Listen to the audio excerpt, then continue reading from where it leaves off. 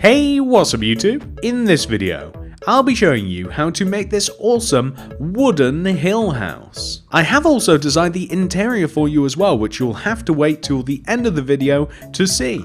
I know that some of you guys are probably a little bit worried about Mr. Porkers here, but he tried to break into my house just before this video started, so I'm making him stand in the corner to think about what he did. Isn't that right, Mr. Porkers? I told him not to talk as well. Here are all of the materials that you will need to make the house. Please do make sure that you have access to all of them and enough of those materials as well. And now that we have all of our stuff, we can get started. So the first thing that we are going to have to do in making our house is actually find a suitable place for it. Anywhere like this will do, any sort of cliff or mountain or raised area. It doesn't have to be that high at all, and it can be any shape. We can work with absolutely anything, and you'll see why as we progress. So once you've found yourself a nice hill, I'd recommend finding the back of the hill. So I'd consider this the back of the hill, the large flat part, and you're going to want to move away from it, maybe about 7 or so blocks. So like 1, 2, 3, 4, 5, 6, 7. That way we'll have some part of the house that is on the outside and some part built into the hill. Well, 7 blocks away on the ground, you're going to want to place 5 stripped birch wood. So 1, 2, 3, 4, 5. Right of the top of this, place 3 birch slabs. 1, 2, 3. Place a stripped birch, 3 more slabs. 1, 2, 3. Stripped birch, 3 more slabs, and then a stripped birch. I then want you to place birchwood slabs extending backwards to hit the mountain or hill. It does not matter how many it takes for it to connect whatsoever, it really doesn't. So as long as it just hits it, eventually we will be fine. We want to join the stripped birch wood down to the ground like this. And we want to fill the top of this in using just regular spruce wood planks. So we want to just fill in this little platform here. This will make up a nice little part of our house. So now that we've completed our platform, we can move on to the next part. So the first thing that we're going to do in building our actual house is work on the second floor before the first. Come all the way over to the right side of your platform. I want you to find the 4th block inwards, counting backwards from this corner. So this would be the 1st block, 2nd, 3rd, 4th. Place 5 spruce planks on top of this. 1, 2, 3, 4, 5. Then extend left by 4. 1, 2, 3, 4. Place 3 glass. 1, 2, 3. And then 5 spruce planks. 1, 2, 3, 4, 5. Join down to the ground. What I then want you to do is I want you to join the glass down to the ground as well. Well, when I say ground, I of course mean the platform. We're going to place spruce wood planks left and right of the glass. Now we're going to focus on the outer rows of spruce planks. We're going to place a spruce plank extending inwards from the end spruce planks, and then we're going to extend them towards us by 2, 1, 2, go up by 2, 1, 2, and then go left by 3. So that's going to be 1, 2, 3. We're then going to join down, and we want to have the same thing on the opposite side. So we want to take this spruce plank here, we want to go right 1, towards us 2, up by 2, 1, 2, and then right by 3.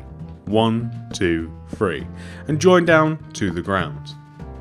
We're going to take the top corners of this and we're going to extend backwards to the frame. We're going to place upside down spruce wood stairs inside the bottoms of these, which I'm now realizing are the right size. I was going to say that they were the wrong size, but I was wrong saying that I was wrong.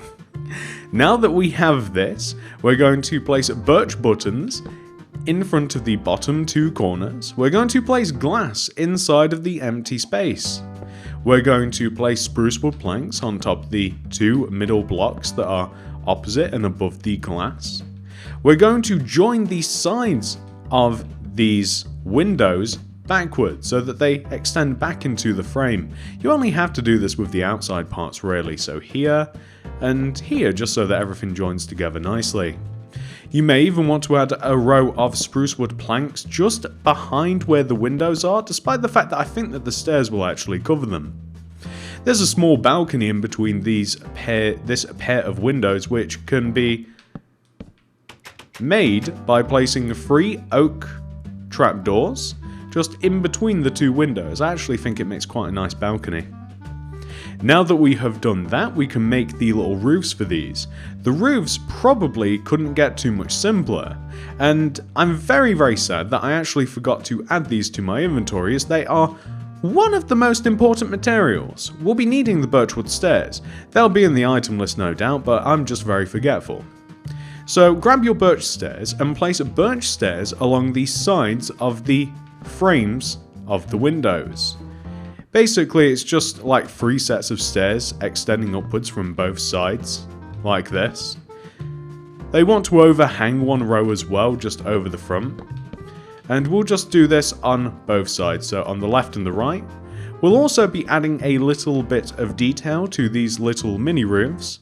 The detail includes placing upside down stairs underneath the overhanging set of stairs, so it's not particularly difficult, and it's something that you've probably done many times. So we want to have this, and then we want to place the upside down stairs. As a matter of fact, I dare say that you've probably done that so many times you probably would have done it even without me telling you to. So here we go. Perfect. Now that we have that part done, what we're now going to do is we are going to work on the inside part of our house. Not that this isn't the inside, this very small corridor, but the actual inside. So what I'm going to recommend is that you extend back the sides on the left and right using your spruce wood planks. It doesn't matter how many rows it takes to connect to the hill. All that matters is that it eventually does. Whether it's that many rows or whether it's 1,000,000. However many it is, as long as it connects backwards, 1,000,000 would be a bit much. I wouldn't bother at that point, but you guys get the idea. So the next thing that we want to do is we want to shape the side of the build, and we want to turn it into a roof shape. So we have this long horizontal row involving the glass, and we want to take the row behind it, and we want to place a spruce wood plank, and then we want to place one right and up. Right and up. That can be the top of our roof, or if you want to, you can just keep going. I'm quite happy just to have a, what would that be, about 4 or so notches of roof. We'll take the block underneath it and we'll go right and down. And then we can't actually go right anymore, so this is kind of where it stops. And we want the exact same shape on the opposite side, so we'll take this block and we're just going to copy what we have on the opposite side. Depending what you do have on the opposite side, by the way, the mountain might be different. You're going to want to build where you can. So like for instance, if the mountain did, what don't we need? Well, we do need that, but still. Let's say that the mountain jutted out a bit more on this side. We would just copy what we could. Or you do have the option for destroying the mountain and kind of making it the way that you want it. So you can either, you can do it both ways. You can integrate into the mountain or you can destroy it as you see fit. That's kind of up to you. Anyway, so the block that I said that we wouldn't need, which is the birch stairs. We now want to run along the top of the front of the house. That involves the front row of the glass as well. It wants to overhang the side of the house. I'm actually going to do most of the overhanging blocks afterwards. And it's just going to sit along the sides of the shape of the roof, which you would expect. So in just kind of like a pyramid fashion like this. When you get to the top, we're going to use birchwood slabs. So this is going to be the top part of the roof, and then we are going to have the, well, that didn't work out the way that I thought it would. Then we're going to have the next part of the roof, and it's just going to extend downwards like this, and then like this. So you can see I'm choosing to, instead of destroying the hill, I'm choosing to integrate into it rather than just kind of like just forcing it to do what I want just by taking chunks out of it. So there we go. We want to place upside down birchwood stairs underneath the overhanging stairs, and we just want to place a birch plank just underneath the top block as well. So just make sure that it does all overhang. This block is going to be a little bit difficult. I'll probably have to place a guiding block there, so just one there. Here, plank up at the top underneath, and then just a series of upside down birchwood stairs like this. So very, very happy with how that turned out. That is looking pretty good. We have to be able to get inside of the house, by the way. So there's two ways to get to the second floor. There's one on the inside and there's one on the outside. Well, the one on the outside is here on the right side, and it's just a singular door. It's one row away from, like, it's one row inwards here into the frame, and it's basically, we want to place a spruce wood plank, or maybe even, yeah, just one spruce wood plank extending outwards from the platform. And then you can have it, like, you could extend it forwards a little bit if you wanted to or not. But the point is that you then want to just place, like, you want to place spruce wood stairs, like, extending downwards, exactly how you would expect a staircase to extend down. Just upside down stairs in front, or rather regular stairs in front, upside down ones underneath, just kind of like this, so that it extends a little bit in front of the house. It looks kind of nice. I'd recommend as well placing oak trap doors on the sides of the stair blocks, only the upper stair, not the lower stair. I'd actually recommend as well building up some leaves around it, because it really does add like a nice colour, and it helps to blend into the mountain a little bit as well. So I like the idea of having quite like a good portion of leaves just going like around the top of this, and then having around the top of these leaves just kind of like a little bit of trapdoorage, just to kind of like guide you, well, that is unnecessary, we don't need you, do we? To kind of like just guide you into the house. I think that it looks quite cool. And now that we have done that, the next thing that we have to do is we kind of have to make the downstairs portion, because we're not going to work on the inside just yet. We'll sort that out in a little bit. So the downstairs portion, I only want you to think about these left two segments. This right segment is completely different. We're going to place a layer of spruce wood planks in between all of the pillars on the left side. On the right side, this is where it stops. So, spruce wood planks as kind of like a little base platform. I want you to join the left and right spruce wood planks upwards to connect to the platform above. I want you to fill the left side of this in using glass. I want you to add a glass into the top of the right side. I want you to place spruce wood stairs so that you can get into the door, but also just one to the right. I like how it looks. And then we're going to place some leaves. I'm using jungle leaves just because I like the effect of them. Just kind of like around the front of the house. Not so, I don't want it to look too man-made, so something like that. This right side space we can now do a little bit more with, so I'm actually going to take these spruce wood planks right of the entrance, and I'm going to extend the planks backwards to join into the hill. This entire area here is going to be farmland, basically, so we'll actually sort that out later on. We don't have to worry about it for now. On the left side of the build, we also want to place spruce wood planks to join us to the actual mountain. I'm starting to think that maybe we should do the farmland, because we're actually reaching completion, and the farmland is quite a cool little feature. So to make the farmland, you don't really need much, like a spruce wood stair, a hoe, some seeds, a lantern. You might even want some jungle leaves, and maybe even a little bit of fence. We'll also need some doors too. Okay, so the little farmland here. I like the idea of the farmland being a little bit raised, so you can kind of like extend the grass out if you like, and you can kind of have just like a little stair or so that kind of like extends for like maybe in front of the entrance, kind of like this. I like the aesthetic of it, and have the grass extend out. Place a couple of spruce fence here, actually maybe a little bit backwards so that it lines up with here, and then basically maybe just chuck like a lantern, maybe like one here or so. It's a very messy little farm inside here. Add a couple of leaves just so that it kind of like extends from the leaves that we have from underneath the stairs, and then you can just kind of like hoe. So we can place all of our seeds here. It's just like a little underground, underhouse farm. I just really like the idea of it. I think it's kind of cool. You can use any seeds. You don't even have to use it for this if you don't want to. Of course, you can make up your own use for this, but I like the idea of this. Something that I'd also like to do as well is add a grass path. No doubtably another material that I forgot to grab, which is any kind of shovel, and this will just sit here and we can just and then that gives us access to our little underhouse farm. I think it's quite a cool little feature. You could even add a couple of little flowers here or there if you wanted to, but we'll just leave it at this for now.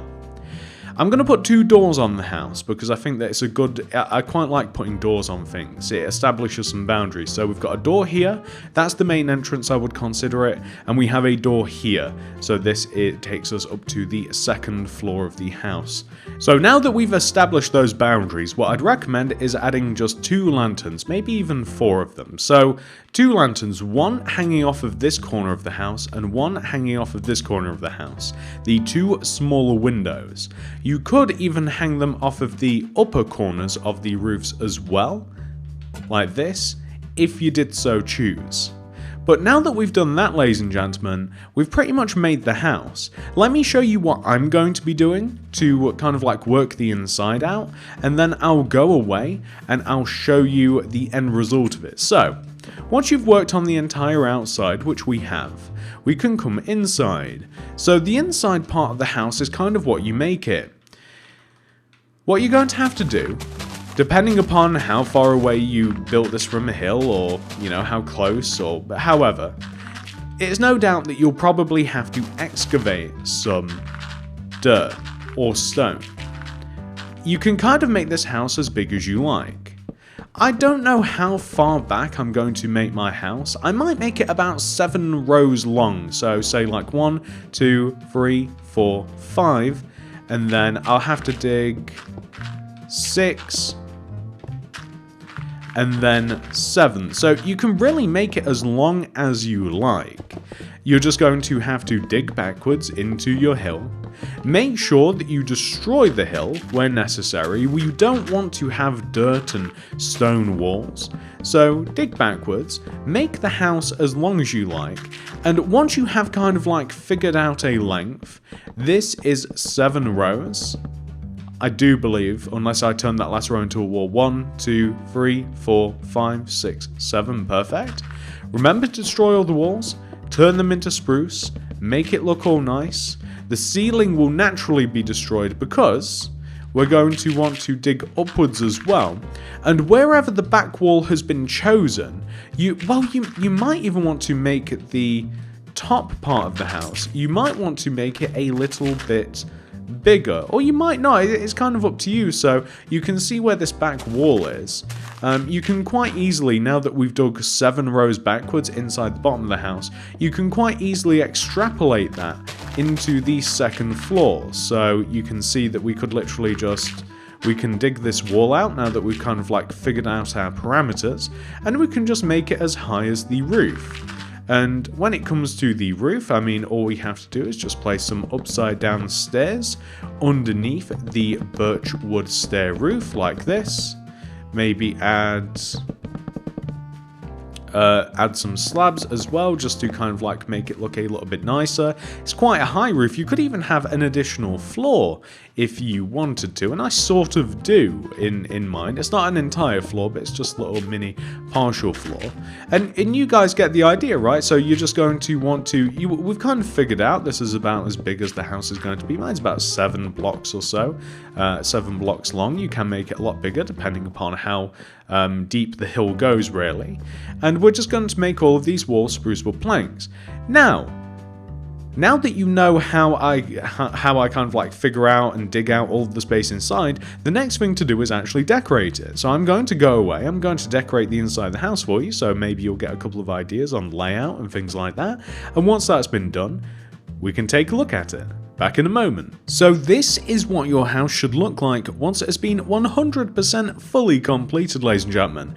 As you can see, nothing has really been added to the outside except two very small little minor details, which I'm not sure whether you guys may have noticed. So we have a little bit of a grass path leading from our main entrance to our farm to our side entrance, and there's a very small window added there on the right side of the build. So I'm quite excited to show you guys what the inside looks like, so why don't we go ahead and take a look. So on the inside of the build, the ground floor, the ground level, we have all sorts of crafting implements, and we have storage. We even have a little bit of secret storage underneath the stairs. We have a nice decorated, very homey feeling interior for the lower level, and upstairs as well. We have storage, we have armor, we have a staircase which takes us up onto the second floor. So at the top of the staircase you have two choices. You can swing around here and you can go and check out your balcony. We have a little bit of cheeky storage hidden in the roof there.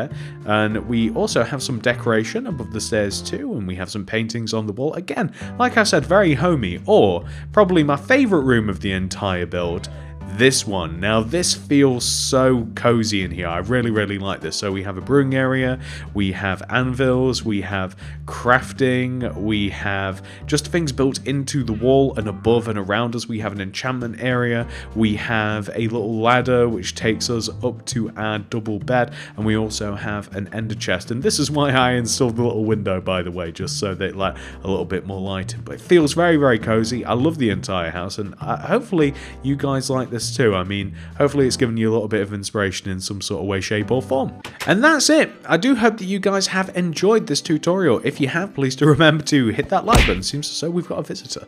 Hit that like button, and if you're new around here, subscribe. Click that little bell next to the subscription button. That'll ensure that you get all my videos sent directly to your sub box. If you want to make anything else by me, I've been making loads of Survivor stuff recently. Check out the card system, description below, and the top of the comment section for more. Thank you so very much, everybody. I love you all very much, and I'll see you guys in the next one. Goodbye.